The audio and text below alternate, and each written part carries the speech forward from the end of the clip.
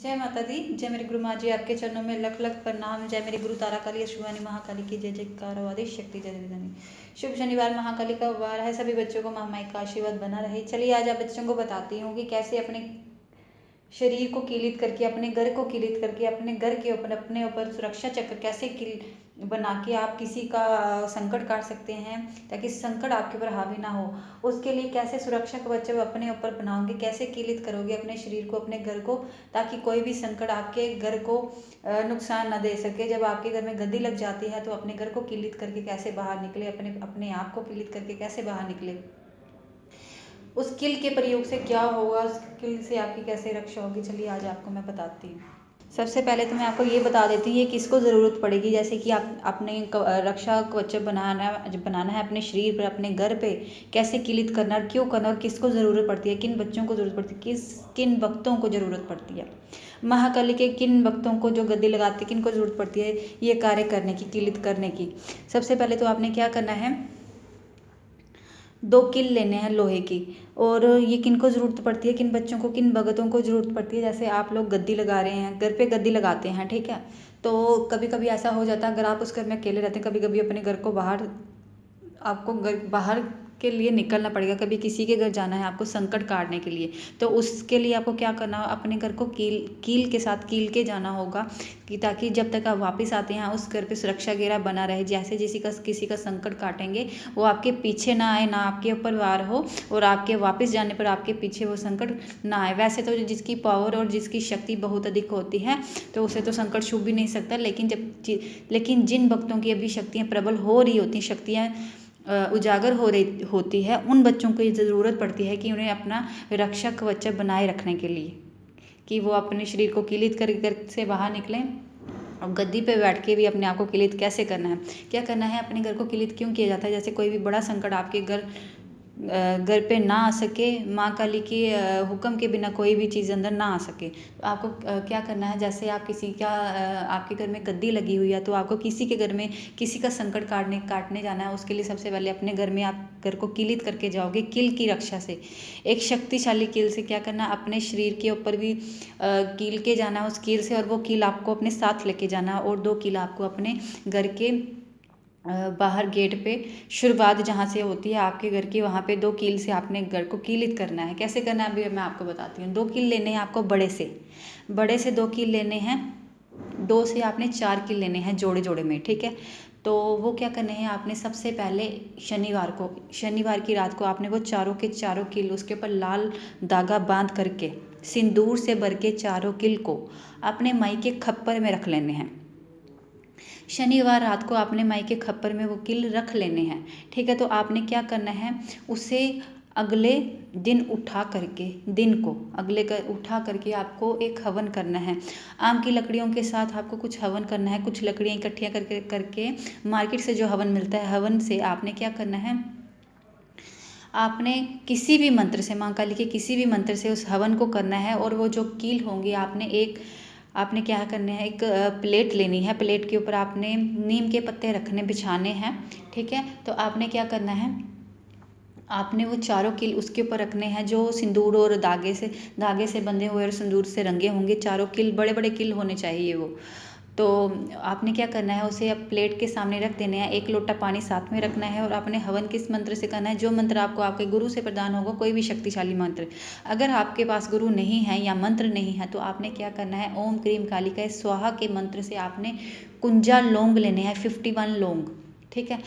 एक एक लौंग के साथ आपने क्या करना है, जैसे हवन की सामग्री होती है, हाथ में पकड़ करके एक लौंग बीच में रख करके, और आपने क्या करना है, एक मिश्री का दाना मीठा, या फिर आपने मीठा कुछ भी, जैसे आपको मार्केट से कुछ भी मीठा जो आप प्रसाद घर पे चढ़ाते हैं, कोई एक दाना आपने बीच में रखना है, एक लौंग और थोड़ा सा हवन पकड़ के एक आहुति ओम क्रीम कालिका स्वाहा बोल के आपने हवन में एक आहुति रखनी है। ऐसे करके आपने 51 आहुतियाँ रखनी है, ठीक है। 51 आहुतियाँ रखने के बाद आपने क्या करना है, हाथ पे सिंदूर लेके ओम क्रीम कालिका स्वाहा बोल के सिंदूर को भी अग्नि में छोड़ देना है, ठीक है। तो आपने क्या करना है, लास्ट में आपने क्या करना है, 2 नींबू लेने हैं, 2 नींबू को आपने काट करके उसके बीच में 2-2 लौंग भर के, बीच में सिंदूर भर के आपने ओम क्लीम कालिकाय स्वाहा बोल के वो आपने नींबू बीच में छोड़ देने हैं। आपने क्या करना है, वो जो कील होंगे फिर उसके बाद आपने वो चारों कील उठा करके आपने जो हवन आपका जल रहा होगा उस हवन के बीच में गाड़ देने हैं।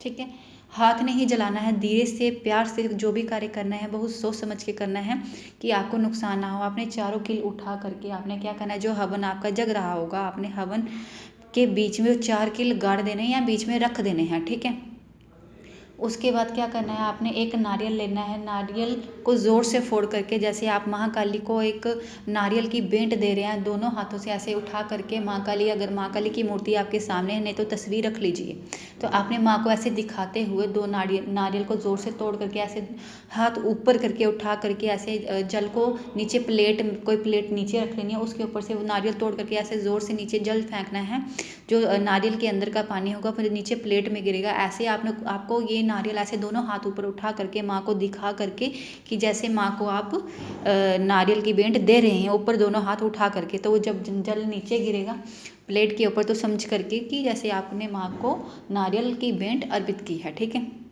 तो आपने क्या करना है, वो जैसे जल नीचे गिरेगा और नारियल जो आपके हाथ में होगा वो आपने अग्नि में डाल देना है। ठीक है, याद रखिए चारों कील आपके बीच में उस वक्त आपको नहीं निकालने हैं, तो आपने वो लास्ट में जो आपने माँ को भेंट दे दी नारियल की, बस ऐसे कर करके आपने उस हवनी कुंड के 5 चक्कर लगा करके 5वें चक्कर पे आपने हाथ में जल लेके बीच में 2 लौंग रखे, माँ काली को बोला, हे माँ, मैंने आपके सामने जो हवन किया है उसे स्वीकार करिए, और जो मेरे ये तो ऐसे आपने हाथ में जो जल लिया होगा, जल को बोलते हुए 2 लौंग हाथ में रखे कि माँ, जो मैंने आपका हवन किया उसे स्वीकार करना, और जो भी ये कील है इसे शक्तिशाली कर दे ताकि मेरे शरीर के ऊपर ये कवच बना रहे मेरे परिवार पे। फिर आपने उसके अगले दिन हवन में से वो चारों कील निकाल करके क्या करना है, 2 कील को आपने अपने घर के बाहर जहाँ से शुरुआत होती है वहाँ पे गाड़ देने हैं। ठीक है, और क्या करना है कि हर शनिवार उसके ऊपर क्या करना है, आपने जल छिड़कना है शनिवार को, और वहाँ पे क्या करनी है, जल छिड़क के आपने क्या करना है, एक नींबू शनिवार को रख देना। ऐसे आपने कार्य 7 शनिवार को ये नींबू रखने होंगे। 7 शनिवार पूरे होने के बाद किल को तो ज़मीन के बीच में गाड़ना ही गाड़ना है, दोनों साइड, राइट साइड और लेफ्ट साइड। उसके बाद आपने किल को निकालना ही नहीं है। किल को निकालने के लगातार 7 शनिवार आपको 2 नींबू वहाँ पे रखने होंगे शनिवार को, और अगले दिन वो जो नींबू होंगे वो जल प्रवाह करने, फिर अगले शनिवार नहीं रखने। ऐसे कार्य आपको 7 शनिवार करना है। वो क्या होगा कि जो कील आपने बीच में गाड़े होंगे वो तो वैसे भी शक्तिशाली हो चुके होंगे, इससे आपके घर के ऊपर महाकाली का कवच घेरा बन जाएगा पूरे घर के ऊपर। और जो बचे हुए 2 कील हैं, और जो बचे हुए 2 कील का क्या करना है, आप लोगों ने एक कील को क्या करना है, जब आपने अपने घर से बाहर निकल के किसी के घर में किसी का संकट काटने जाना है, वो कील क्या करना है, पहले अपनी जगह पे बैठ के, अपनी गद्दी के पास बैठ के, अपने घर मंदिर में बैठ के उस कील को अपने ऊपर से 7 बार वार करके नीचे ज़मीन पे 3 बार पटकना है। जैसे ज़मीन पे जैसे ज़मीन के बीच में कील को खोदते हैं वैसे आपने 3 बार कील को आगे मारना है, 7 बार करके घुमा करके। तो आपने क्या करना है, वो कील आपने माँ काली के खप्पर में रख लेना है और माँ को बोल के जाना है कि मैं जब तक माँ किसी का संकट काट के आऊँगा तब तक आप मेरे शरीर के ऊपर ऐसा कवच बनाए रखना और मेरी रक्षा करिए। तो वो जो कील आप खप्पर में रख के गए होंगे तब तक वो आपकी सुरक्षा घेरा माई के खप्पर में रहेगा, माई का कवच घेरा आपके ऊपर बना रहेगा जब तक आप वहाँ से संकट काट करके घर नहीं आ जाते। ठीक है, और जो दूसरा कील है वो आप अपनी गद्दी के पास रख सकते हैं, वो किसी भी वक्त आपके कार्य आएगा। जैसे आपने वो जो बचा हुआ किला वो किसी भी दूर स्थान पे अगर आपको जाना है तो किला आप अपने साथ ले जा करके अपने साथ रख के तो जा सकते हैं। इससे वो महाकाली का एक सुरक्षा कवच जैसे होता है, कोई सुरक्षा जैसे शस्त्र होता है, वो शस्त्र बांधती है आपके साथ, वो किला आप साथ ले जा करके कहीं भी जा सकते हैं सुरक्षा के लिए। तो ऐसे आपको किलित किया जाएगा, ऐसे आप अपने शरीर को किलित कर सकते हो, अपनी सुरक्षा चक्र उस किल से बना सकते हो, ऐसे आप अपने घर को किलित कर सकते हो।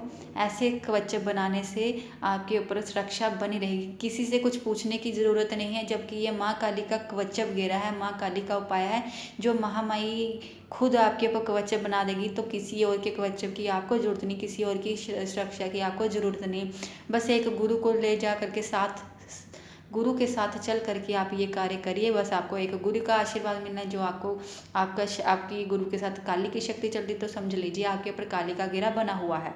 तो ये महाकाली का कवच सुरक्षा चक्र है जो आपके ऊपर बना रहेगा।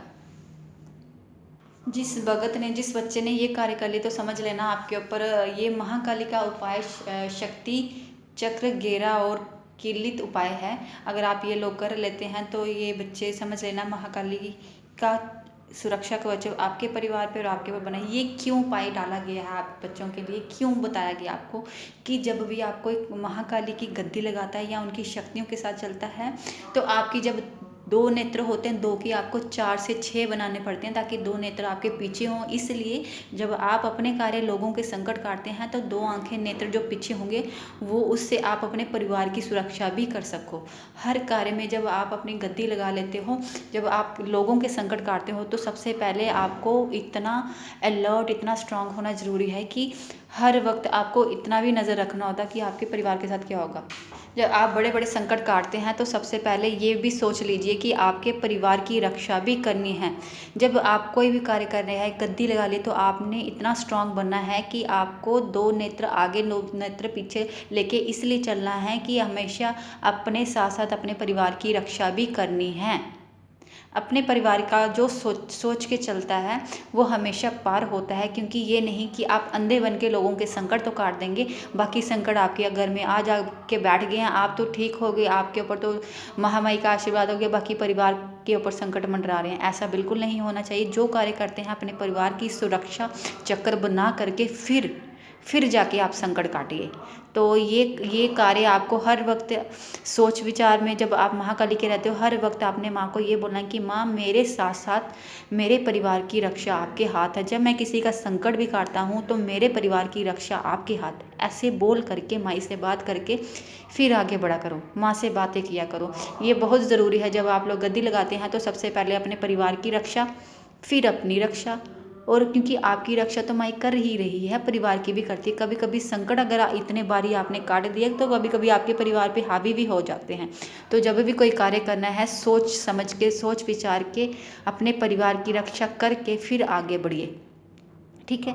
हर एक, अगर आपके परिवार आपके साथ संग चल रहा है, साथ चल रहा है, तो उनकी रक्षा भी आपके हाथों है। तो ये कवच है, ये अपने आप पे बना लीजिए अपने परिवार की रक्षा के लिए, अपने लिए, और फिर कार्य करिए। फिर जितने मर्जी आप संकट काटिए। महामाई का आशीर्वाद, सुरक्षा घेरा जब आपके ऊपर होगा, आशीर्वाद होगा, तो कुछ भी नहीं हो सकता। वैसे तो माई का जिसके ऊपर आशीर्वाद, कुछ हो ही नहीं सकता। लेकिन जिनकी शक्तियाँ अभी प्रबल नहीं है, इतने स्ट्रांग नहीं, जिनकी अभी शक्ति उजागर हो रहती है, उत्पन्न हो रही होती है, उन लोगों के लिए बहुत ज़रूरी चीज़ें हैं। तो ये सब कार्य कर लीजिए आप। कहीं ना कहीं माई के इस उपाय से आपकी सुरक्षा होगी और माई का आशीर्वाद बना रहेगा। और याद रखिए, जो चीज़ें मैंने आपको बताई हुई है, आप देख लीजिए स्क्रीन पे कि इसमें आपको नींबू, अगर ये किल बताए हुए हैं, सिंदूर क्यों, क्या मतलब है, इसकी पूरी वीडियो को ध्यान से सुनिए और आपको समझ आ जाएगा। तो ये चीज़ें आपको क्यों ज़रूरी चाहिए, ठीक है। अपनी सुरक्षा कवच के लिए ये चीज़ों का होना बहुत ज़रूरी है। तो आप बच्चे ये कार्य कीजिए, महामाई का नाम लेके, महाकाली का नाम लेके। जय माता दी। जय गुरु तारा रानी अष्टवानी महाकाली की जय जयकार।